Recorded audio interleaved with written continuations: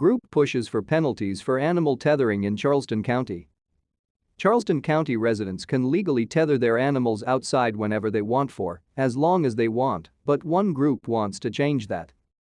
The Charleston Animal Legislative Action League is a bipartisan organization calling for a law to create consequences for potential cases of animal cruelty. Stephanie Fauvelle founded the group after she says she realized there are no laws in the county that adequately protect the animals in the community.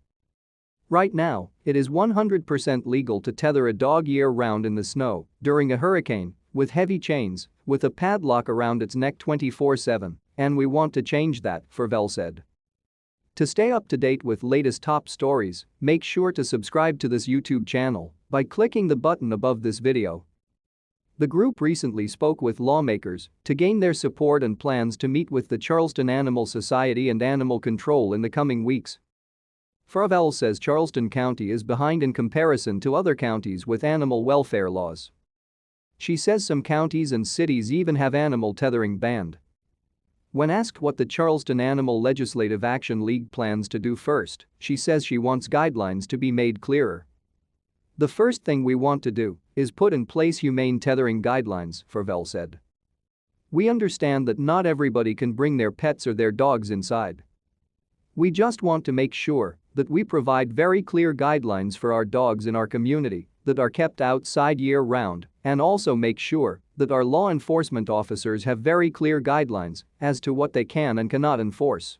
Fauvelle says she hopes the penalties for those who violate any guidelines the county establishes toward tethering dogs will be $500 or more on the first offense and $1,000 or more on the second offense if you tether your dog.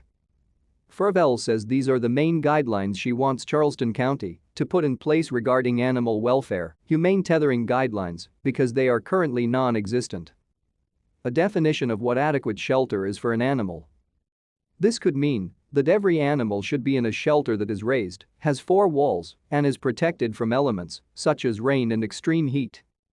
Make puppy mills and irresponsible breeders illegal. Kelsey Gilmore-Futural, a legislative attorney with Best Friends Animal Society, says she supports what Fauvelle's organization is trying to do. "When we have grassroots support, community members have a way to give their time and their advocacy to create sustainable change for animals," Gilmore-Futural said. She emphasizes that animal welfare is a community problem. "So, there are about 600,000 people in Charleston County, and statistically 80% of homes have a pet," Gilmore-Futural said. "So, even if you think that these changes don't affect you, odds are that they do. If you've got a dog or a cat, you want to have your ear in the ground for animal welfare." Fauvelle says she hopes the penalties will be $500 or more on the first offense and $1,000 or more on the second offense if you tether your dog.